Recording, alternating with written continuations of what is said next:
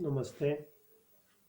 कक्षा 9 काव्यांश को पढ़कर प्रश्नोत्तर दीजिए।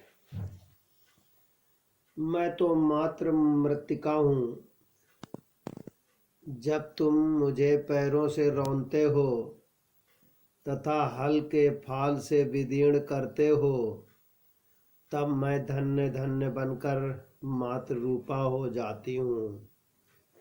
जब तुम मुझे हाथों से स्पर्श करते हो तथा चाक पर चढ़ाकर घुमाने लगते हो, तब मैं कुंभ और कलश बनकर जल लाती तुम्हारी अंतरंग प्रिया हो जाती हूँ। प्रश्न है, मात्र मृत्तिका हूँ का क्या अर्थ है? उत्तर है, मैं अत्यंत सामान्य, लघु और महत्वहीन सी मिट्टी हूँ। यद्यपि सारे निर्माणों के मूल में मैं ही हूँ, किंतु फिर भी मैं विनय हूँ, अकिंचन हूँ। मैं किसके लिए प्रयुक्त किया गया है? खार प्रश्न है। उत्तर है, मैं सर्जनहारी मिट्टी के लिए प्रयुक्त हुआ हूँ। गा प्रश्न है, तुमसे क्या तात्पर्य है? उत्तर है, तुम निर्माण करने वाले हाथों के लिए प्रयुक्त हुआ है। घा, मिट्टी के मातरूपा होने का क्या आशय है? मिट्टी के मातरूपा होने का आशय है माँ की तरह पालन पोषण करना, अर्थात लोगों के लिए अन्न, फल, सब्जी आदि उगाना। कविता में पुरुषार्थी मनुष्य के हाथों आकर पाती मिट्टी के किन किन स्वरूपों का उल्लेख किया गया है? उत्तर है, जब पुरुषार्थी मनुष्य मिट्टी का पुरुषार्थ दिखाता है तो मिट्टी कभी मात्र रूपा हो जाती है तो कभी अंतरंग प्रिय बन जाती है। मात्र रूपा होकर वह लोगों के लिए अन्न और धन धान उगाती है और प्रिय बनकर उनके कलश सुराही बनाती है। दूसरा शीर्षक, दूसरा अपठित काव्यांश इस प्रकार है। जिस जिससे पथ पर स्नेह मिला, उस राही को धन्यवाद।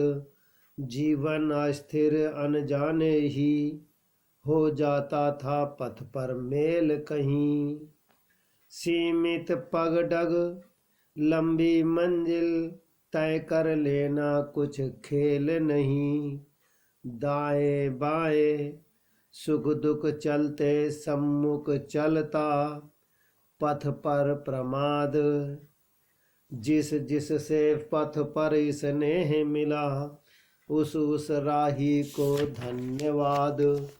जो साथ न दे मेरा दे पाए, उनसे कब सुनी हुई डगर।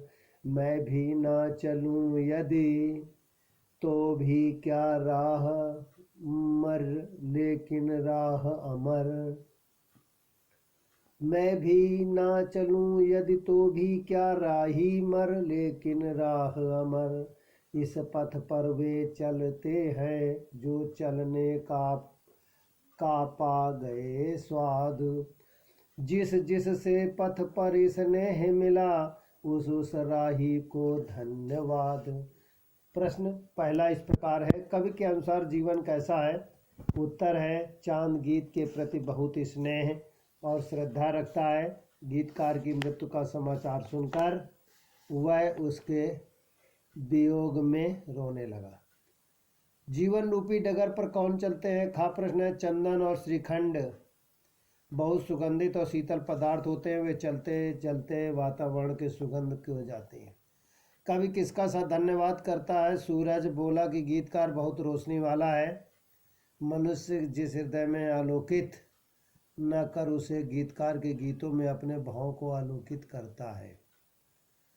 घा है, जीवन रूपी यात्रा में कैसे अनुभव है? मर्दों ने कहा है कि गीतकार बहुत ही बांका और स्वाभिमानी था।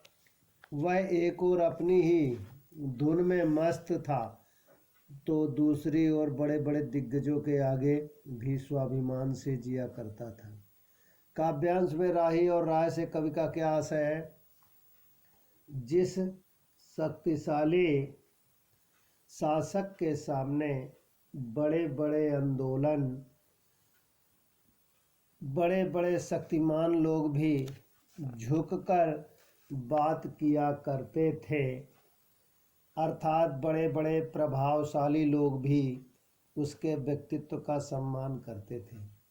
विद्यार्थी प्रश्नोत्तर लिखेंगे तथा याद भी करेंगे।